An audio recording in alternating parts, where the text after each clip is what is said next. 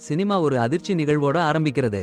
கதைக்கான அடித்தளம் அதுதான். நாயகன் மிஷா உயிரை மாற்றும் ஒரு சம்பவத்துல மாட்டிக்கிறான். இடி மின்னலில் அடிபடுறான். அபாரமான நிகழ்வு.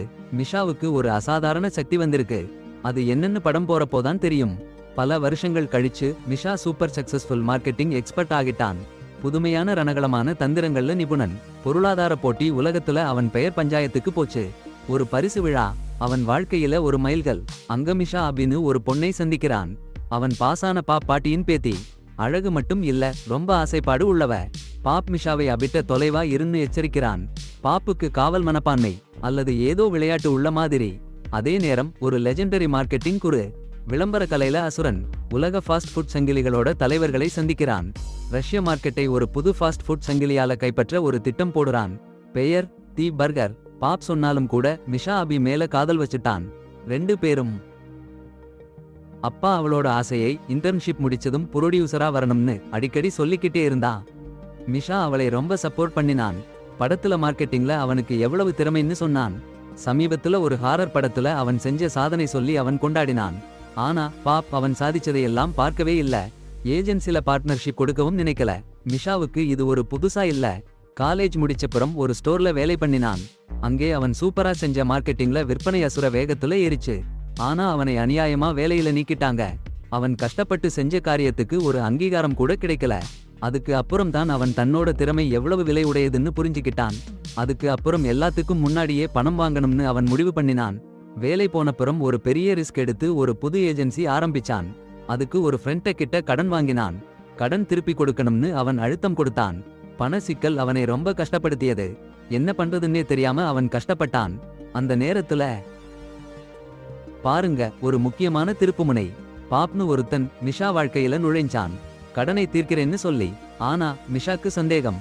அமெரிக்க உளவாளி இல்லையான்னு. ஆனா பாப்போட பெரிய பிசினஸ் கனவு மிஷாவை அள்ளி இழுத்துடுச்சு.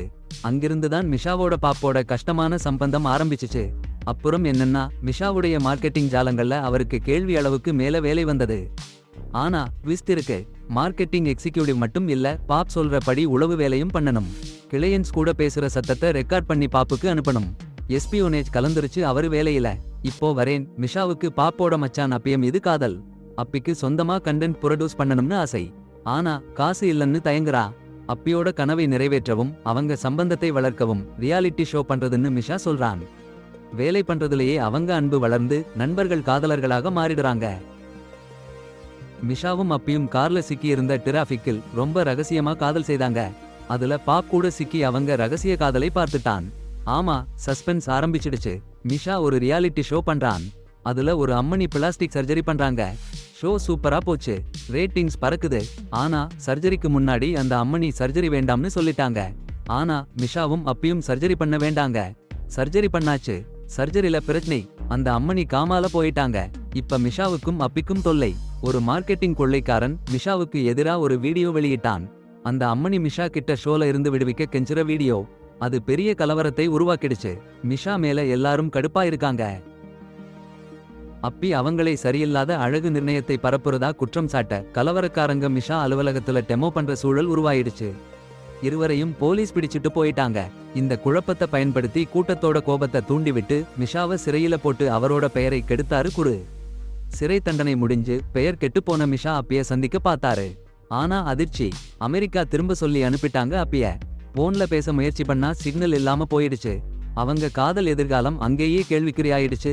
இந்த சம்பவங்கள்ல மிகவும் பாதிக்கப்பட்ட மிஷா தன்னோட வீழ்ச்சிக்கு பின்னாடி இருக்கிற உண்மையை கண்டுபிடிக்க முடிவு பண்ணிருக்காரு. முதல்ல அவரோட முன்னாள் மேலாளர் பாப்பாவை சந்திச்சாரு. பாபா இந்த சதியில இருந்தாரான்னு சந்தேகிச்சாரு. ஆனா பாபா அப்படி எதுவும் பண்ணலன்னு சொல்லி அதிர்ச்சி கொடுத்தாரு. அந்த அளவுக்கு அவர் பவர் இல்லன்னு சொல்லிட்டாரு. சரி, பேச்சு நல்லா போயிட்டு இருக்கும்போது மிஷா ஒரு அதிர்ச்சி கூற்று சொல்றாரு. அந்த ரிப்போர்ட்டை அவர் தானே போலி உருவாக்கினாராம். முதல் வேலை ஒரு உளவாளியா? பாப் சொன்னதும் பாப் ரொம்ப கோபப்பட்டாரு. அடேங்கப்பா, கதையில ஒரு டிராமா. பாப் இதயம் தாங்கல. அங்கேயே விழுந்துட்டாரு. சும்மா ஒரு அதிர்ச்சி இல்ல, ஒரு மிகப்பெரிய அதிர்ச்சி.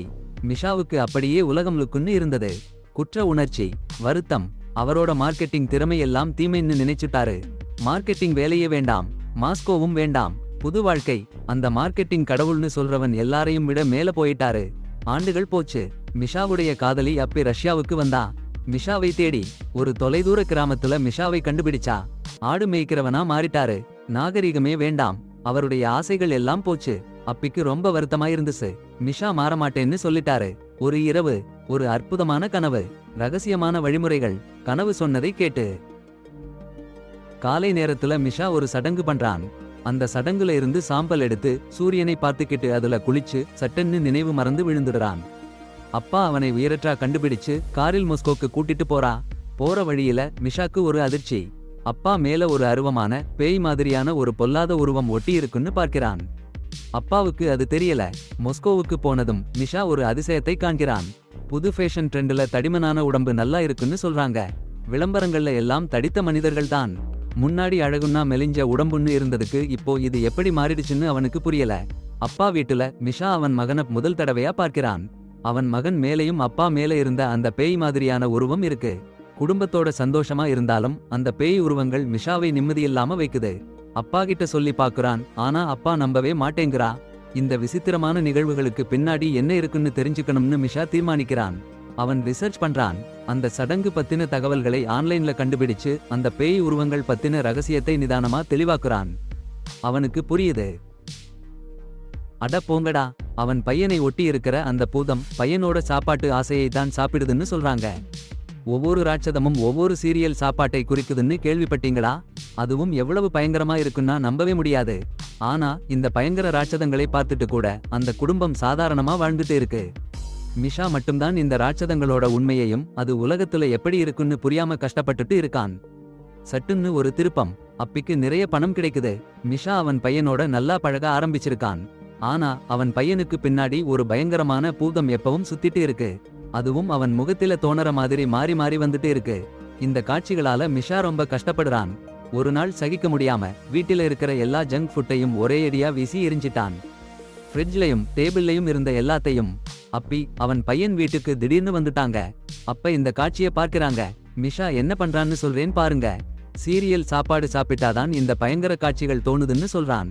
ஒருத்தன் எவ்வளவு ஆசைப்படுறானோ அவனை வந்து பிடிச்சிருக்கிற ராட்சதமும் அவ்வளவு பெருசா இருக்குன்னு சொல்றான். மக்களோட ஆசைகள்னா அட டேய், அது உண்மையிலேயே பயங்கரமா இருக்கு. சரி பார்க்கலாம். விளம்பரமும் மார்க்கெட்டிங்கும் எல்லாரோட நடத்தையில கையாடுதுன்னு சொன்னா அப்பாவியான மிஷா சொல்றத புரிஞ்சிக்கல. அவன் சொல்றது எல்லாம் பைத்தியக்காரத்தனம்னு கிண்டலடிச்சிட்டு மனநல மருத்துவமனைக்கு போன்னு சொல்றா. அதே சமயம் ஒரு கொடிய நோய் வேகமா பரவுதுன்னு செய்தி வர ஆரம்பிக்குது. அதனால இறப்பு நிறைய இருக்கு. அப்புறம்தான் மிஷா பார்க்கிறான். கேன்சர் மாதிரி கொடுமை உருவங்கள் எல்லாரையும் பிடிச்சுக்கிட்டு இருக்கு. அவனுக்கு நம்ப முடியல. மிஷா அபி கிட்ட இருந்து ஒதுங்கி போறான். அபி கொஞ்சம் சீரினாச்சு போயிடுறா. மிஷா வீட்டுக்கு போனா அபி அவன் பையனும் போயிட்டாங்க. அதான் இன்னொரு ஷாக். வைரஸ் நம்ப முடியாத வேகத்துல பரவுதுன்னு செய்தி. பால்கனில நின்னு மிஷா பார்க்கிறான். பெரிய பலூன் மாதிரி உயிரினங்கள் நகரத்தோட மேல பறக்குது. அதுதான் அந்த விளம்பரத்தோட கெட்ட சக்தி. வேலை தேடி மிஷா சீன சைவ சாப்பாட்டு ஹோட்டலுக்கு போறான். ஹோட்டல் ஓனர் பின்னாடி ஒரு மோசமான விளம்பர உருவம் நிக்குது. ஆனாலும் மிஷா தன் பிசினஸ் கருத்துக்களை அற்புதமா சொல்றான். சபையில இருக்கிற டைரக்டர்களுக்கு ஒரு தெரிச்ச பிசினஸ் பிளான் சொல்லி ரெஸ்டாரண்ட் சூப்பரா ஓட போறதுன்னு காட்டினான் மிஷா. அப்புறம் என்ன பண்ணினான்னா பசுமாட்டில இருக்கிற பைத்தியக்கார நோய் கண்டுபிடிக்கிற கிட் டெவலப் பண்ணணும்னு சொன்னான். அதுல என்ன சொன்னான்னா பீஃப் சாப்பிடுறத மக்கள் பயப்பட வைக்கணும்னு புதுசா ஒரு அட்வர்டைஸ்மெண்ட் கொடுத்தான். ஆரம்பத்துல சூப்பரா போச்சு. ஆனா அரசாங்கம் அதை தடை பண்ணிச்சு.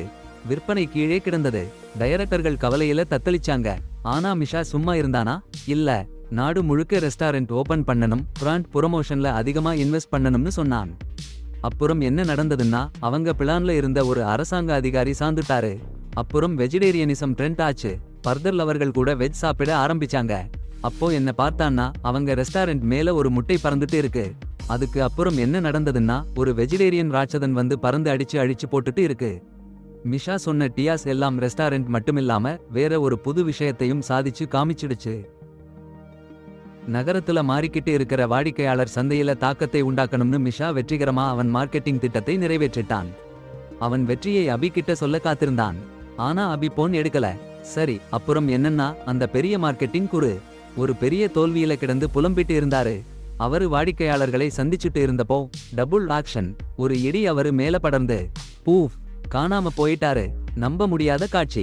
இந்த சம்பவத்தை செய்தியில பார்த்துட்டு மிஷா அவன் எதிராளி மேல வெற்றி பெற்றதை அறிஞ்சிச்சு. ஆனா அபி அவன் கிட்ட திரும்ப வரல. மிஷா அவன் வேலையில மூழ்கி போயிட்டான். ஃபோக்கஸ் குரூப்ஸ், மார்க்கெட் டெஸ்டிங்னு ஓடிக்கிட்டே இருந்தான். அவன் எந்த பொருளையும் விக்கிற திறமை அசாத்தியம். அப்போ உலக பொருளாதாரமே கலங்கி போச்சு. பிரான்ஸ் எல்லாம் போட்டி போட்டுக்கிட்டே இருந்தாங்க. அது ஒரு பெரிய போர் ஆயிடுச்சு. பொதுமக்கள் எல்லாம் இந்த பிராண்டிங், விளம்பரம்னு சொல்றதையே வெறுக்க ஆரம்பிச்சிட்டாங்க. மிஷா திட்டங்களுக்கும் எதிர்ப்பு வருகிறது. அதிர்ச்சி, திடீர் திருப்பம். அப்பி வேற யாரையோ காதலிக்கிறாங்க. அதே நேரம் மிஷா, கலவரக்காரங்க தாக்குறாங்க. செய்தியில பார்த்தா அதிர்ச்சியா இருக்கு. சின்ன காயம்தான், ஆனா அவரு வேலையை மக்கள் எவ்வளவு வெறுக்கிறாங்கன்னு தெரிய வச்சிடுச்சு. மிஷா எல்லாத்தையும் விட்டுடலாம்னு நினைக்கிற நேரத்துல அப்பி வந்து சேருறாங்க. சேர்ந்துட்டாங்க. ஆனா அடுத்தடுத்த கலவரம். மிஷாவுக்கு தலையில அடி. காமால போயிட்டாரு. கலவரம் அதிகமாகுது. மக்கள் எதிர்ப்பு அதிகமாகுது. அதிபர் தலையிடுறாரு. அதிகப்படியான விளம்பரம் வேண்டாம். தெருவுல இருக்கிற போர்ட்ஸ் எல்லாம் அப்புறப்படுத்துங்கன்னு ஆர்டர் பண்றாரு. கடைசி காட்சி, மிஷாவுடைய ரியாலிட்டி ஷோல பங்கேற்பாளரான அந்த பெண் காமால இருந்து எழுந்திருக்காங்க. அதிசயம், மாஸ்கோ நகரம் புதுசு. போர்ட்ஸ் எல்லாம் இல்லாம சுத்தமா இருக்கு. மிஷா குடும்பத்தோட கவனிப்புல நல்லா இருக்காரு. சரியாயிட்டு வர்றாரு. கண்கலங்க வைக்கிற காட்சியோட படம் முடிஞ்சுது. படம் முடிஞ்சிச்சு. எங்களோட சுருக்கம் பிடிச்சிருக்குன்னு நம்புறோம். வீடியோவை லைக் பண்ணுங்க, சப்ஸ்கிரைப் பண்ணுங்க. அடுத்த சுருக்கத்துல சந்திக்கலாம்.